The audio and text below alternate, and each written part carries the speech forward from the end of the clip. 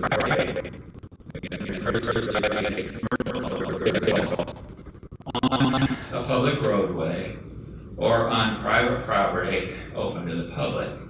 Now, there's a lot of nuances to this, and we have formal guidance on how this works, but it has already been coming up in terms of ELDs. If you are driving a vehicle, and it comes up in your operation somewhat, and what you'll find is these questions will come up more often with an ELD, because the driver wants to know if I'm punching a button or if I'm entering information, I want to do it right, what should I be doing? So there'll be a lot more questions coming up. The concept is that you get away from our regulations if you are on private property that's not available to the public. So typically we talk about what property carrying trucks in their terminal yards. If they have locked gates or guards at their gates and so on, where the public can't just wander in there, then that becomes private property, and you don't even have to have a CDL, you don't have to have an operator's license. That's a little bit up to the state, but generally that's the way it's interpreted. Now, if you get out on private property, I had a call the other day out west, some of the oil field areas, there are many, many miles of private property that can be driven on. There are roads there. But the fact that they're not sealed off still makes them technically open to the public. So you are in driving status when you're driving, for example, on those roadways, since they are available to the public.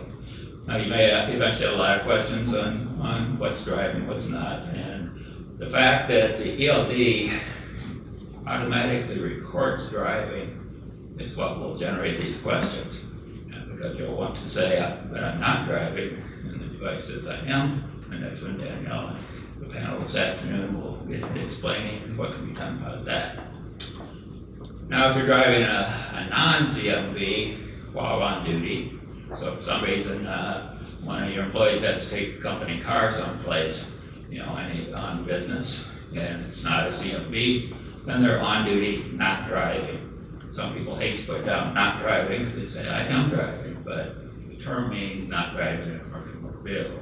So you can be driving a car or a non-commercial motor vehicle and still be in the on-duty category. Yep.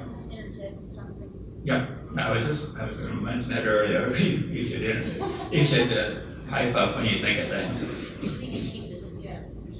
One of the things.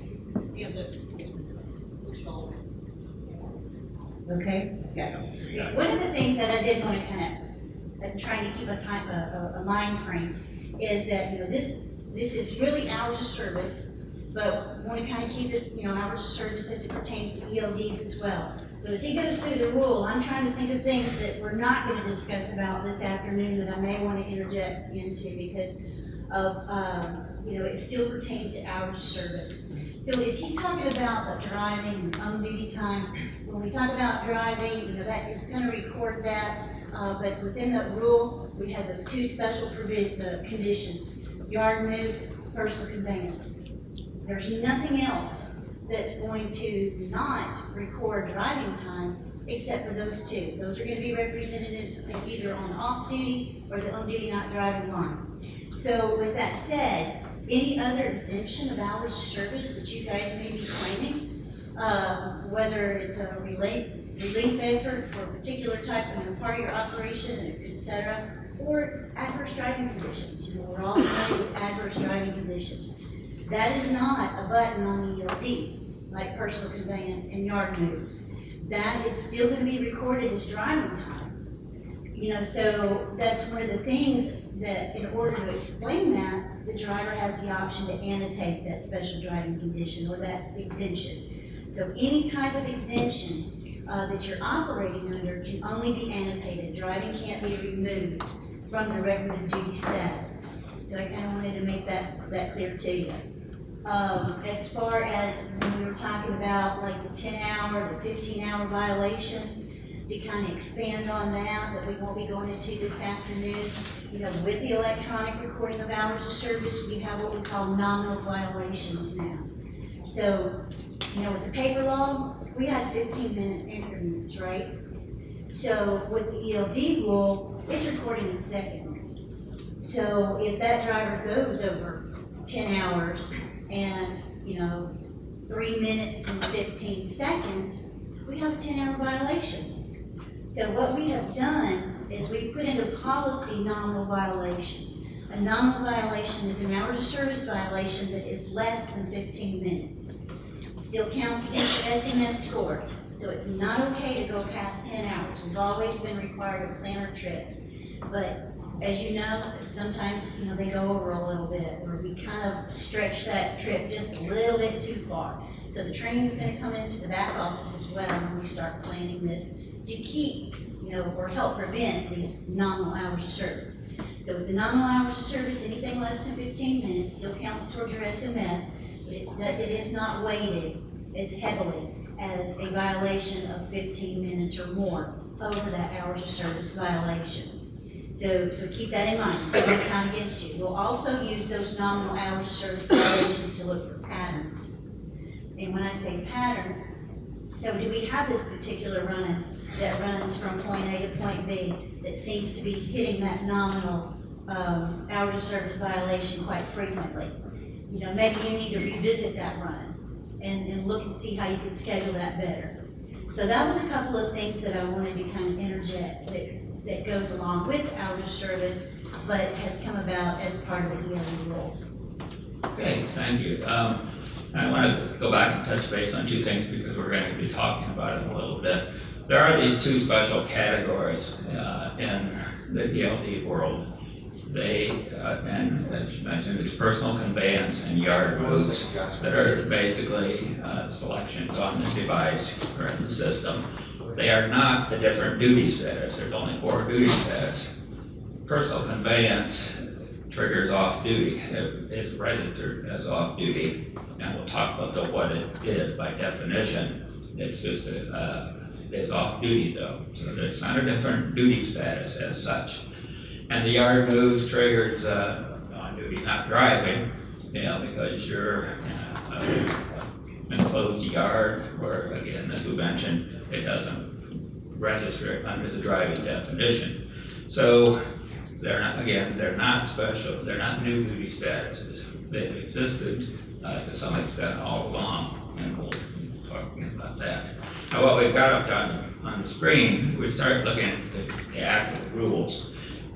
It has become it had always been difficult to change rules, but it's even more difficult nowadays than it's ever been. There are a lot of rules that don't quite fit today's world, and we're the first ones who would like to just go through and correct them all and change them, but it's very cumbersome and difficult to do that. It takes about as much effort to make a small tweak as it does to make a big rule change. So some things don't fit quite as well as they used to, and this has nothing to do with the ELDs, it's just a changing world. In black print there at the bottom is the primary principle that's in the rule for the definition of being on duty. Now, it says all time when the driver begins to work or is required to be in readiness to work until the time the driver is relieved from work and all responsibility for performing work. You can parse that paragraph every which way, because again, it's in today's world, it's a bit vague and it's still relied upon. But what it exactly means, you have a panel that will go on for hours trying to figure that out. So in the rule itself, in addition to that broad statement, there are 9 specific examples or directions as to what's on duty. They help a little bit in trying to interpret that first sentence. Now, when I get into discussion about what's on duty and what's off duty, in my mind, I don't have a problem looking at it from the man on the street approach.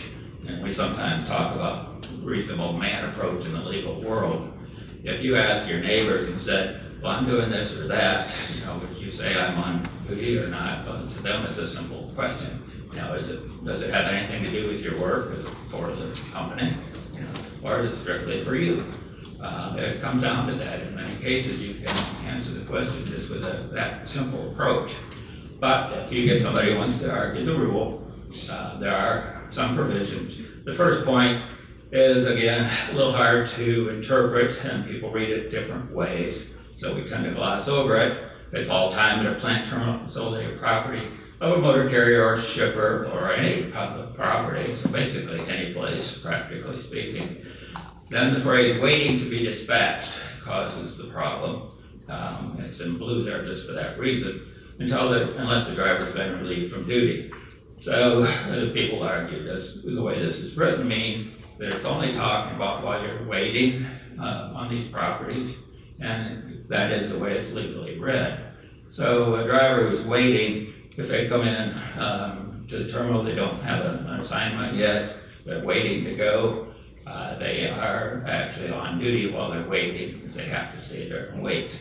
The same if they are at other locations, if they are waiting and have to be there, have to stay there and wait, they're staying on duty. The number two, anything that you're working on the vehicle, washing, servicing, doing any repair, any maintenance, any activity, seems pretty obvious that would be on duty time. Number three, all driving time is on duty. That again should be pretty obvious.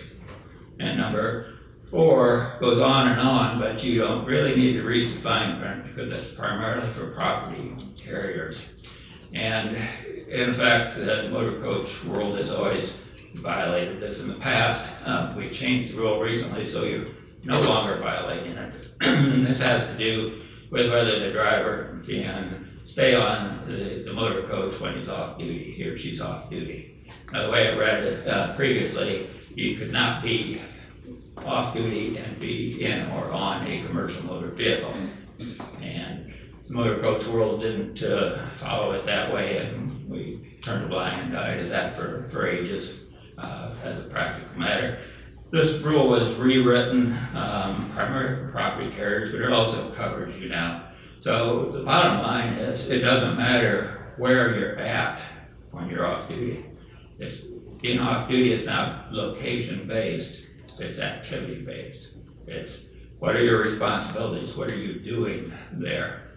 Why are you doing this? It doesn't matter where you are. We point out, when we changed this rule, some of our inspectors were very upset because with truck drivers, it used to be they could not sleep in their truck unless they had a sleeper berth. They could not count that as rest time, off-duty time.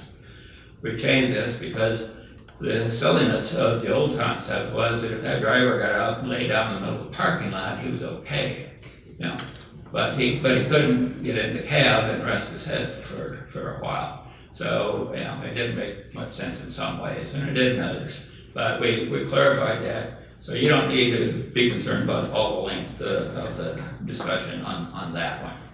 And number five talks about basically anytime you're doing the obvious things, loading, unloading the passengers, assisting, attending to the vehicle, taking care of the vehicle. If the driver has to stay with the vehicle, that's what we mean by attending the vehicle. If the driver is required to stay with the vehicle, it puts them on duty. So we've got a requirement item here, number 5, to cover that. Number 6 talks about disabled vehicles. Obviously, if you're still on duty, if you're taking care of the disabled vehicle. Number 7, if you're having to go take a drug and alcohol test, that's covered. I don't know why they put some of these small ones in there, but sometimes somebody has an argument and some things crept into some rules. Number 8 pretty well covers the whole thing. They could have skipped all the rest of it probably, because it says performing any other work in the capacity, employ, or service of the motor carrier. So basically, if you're doing anything for the motor carrier, if the driver, pardon? Next slide. Oh, it didn't change, okay. On my screen here, I'm seeing 2 slides at once, so